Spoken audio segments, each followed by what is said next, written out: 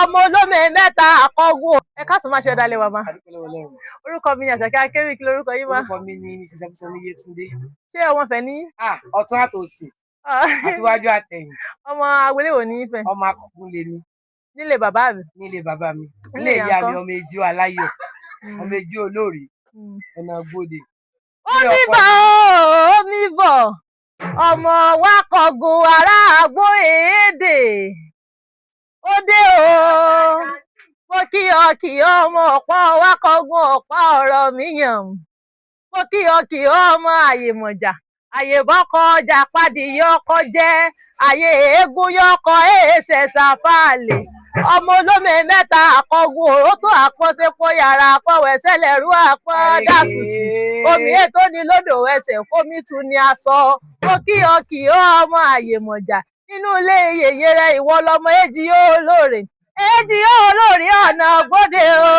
Ọ̀nà gbòde kómi mẹ́mu ọ̀sán gangan. Ọ̀nà gbòde kójúmọ́ ṣàìmọ́ nímọ̀ rẹ̀ àgbàdà. Ọ̀kàrẹ̀ èké ọmọ ọ̀ráfẹ́ lé ọmọ ọ̀ráfẹ́ oko.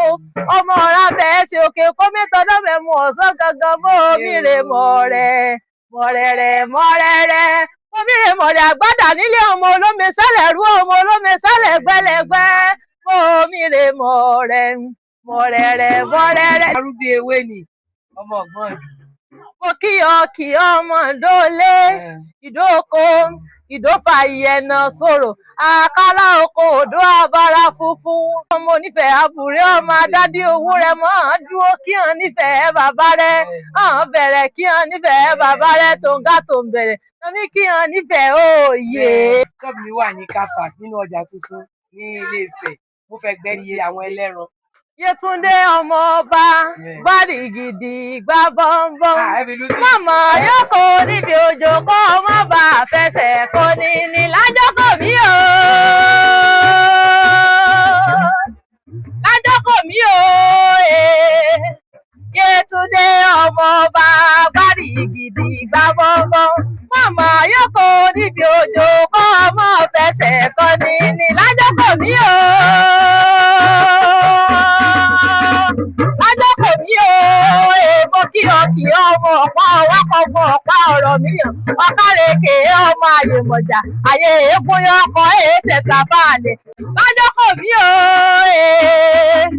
Yétúndé ọmọ ọba gbárì gidi gbábọ́gbọ́. Ọmọ ayọ́kọ̀ níbi òjò kọ́ ọmọ fẹsẹ̀ kọ́ ní. Lájọ́kọ̀ mí o. Omi bọ̀ ọmọ wa kọ̀gùn ará àgbo èdè. Ó dé o, ọjọ́ kan ọmọ mi sọ́gbọ́ èdè ní àgbo kèrèwé mílà. Igbó kan ẹgbà ìgbín kan ẹgbà onílé bàbá rí ọmọ kọ̀gùn. Omi bọ̀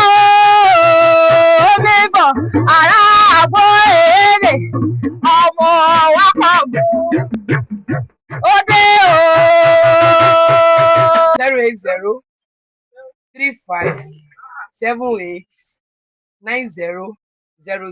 Gbogbo nǹkan lówó pátápátá là ń tà. Ní wọ́n ta ibà ní ọjà tuntun ní Ilé Ifẹ̀. Ní